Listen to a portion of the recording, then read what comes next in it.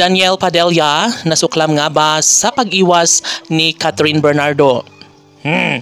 Dapat lamang nalayuan ni Catherine si Daniel dahil wala naman ito sa katinuan. Tila hindi na nga iniisip ang kapakanan bilang nobyo ni Catherine Bernardo. Dahil nga nabulagan na si Daniel Padilla sa pagmamahal ni Andrea Brillantes na talaga nga namang usap-usapan ngayon na talagang sila na talaga 100% mayroon ng relasyon si Daniel Padilla at Andrea Brillantes.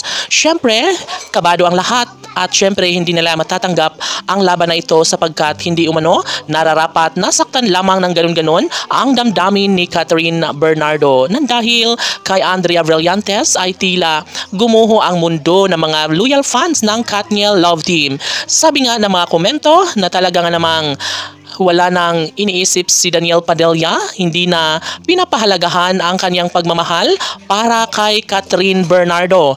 At bakit kaya si Andrea Brillantes nga ang kanyang nagustuhan?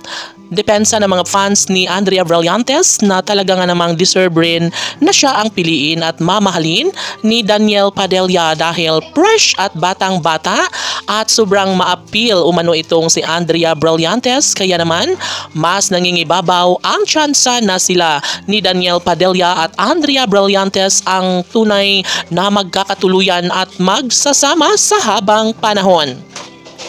Sa kabila ng lahat ay nais lamang na ibahagi at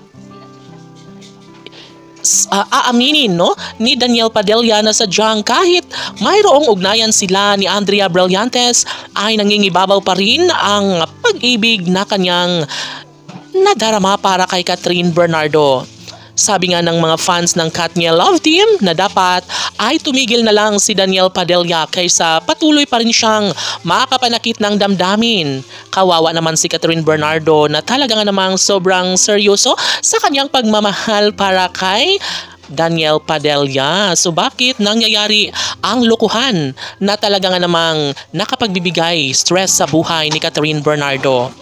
Sila na nga ang nagsasabi na talagang bagay rin naman si Daniel Padilla at Andrea Brillantes, kaya naman ay wala nang sino mang makakapigil pa sa kung anuman ang kanilang tunay na damdamin. Kung sakaling ang matuloy ang kasal ni Andrea at Daniel ay paniguradong magngingit-ngit at maghihiyaw sa kalungkutan ang puso ng kanilang mga taga-subaybay na talaga nga namang hindi aasahang mangyayari ang mga bagay-bagay na nagbibigay kalungkutan sa taong bayan.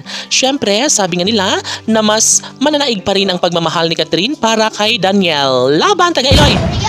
Laban!